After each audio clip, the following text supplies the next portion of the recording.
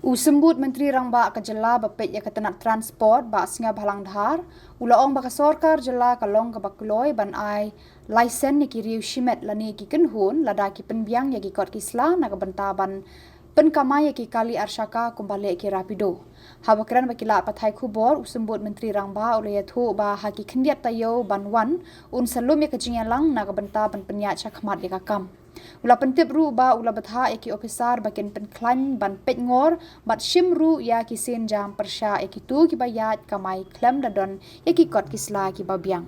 I will be having meeting next week or maybe after 10 days or 2 weeks. We will give license to everybody who want. That is whether individual or whoever, if the document is in order. From state license, no issue. So that you see, for example, we may give them license accordingly as per the application, but we will regulate them in such a manner so that the stakeholder it won't lose. They cannot put read whatever they want. They have to put symbol or logo so people will notice the official rapido or something. We have planned accordingly.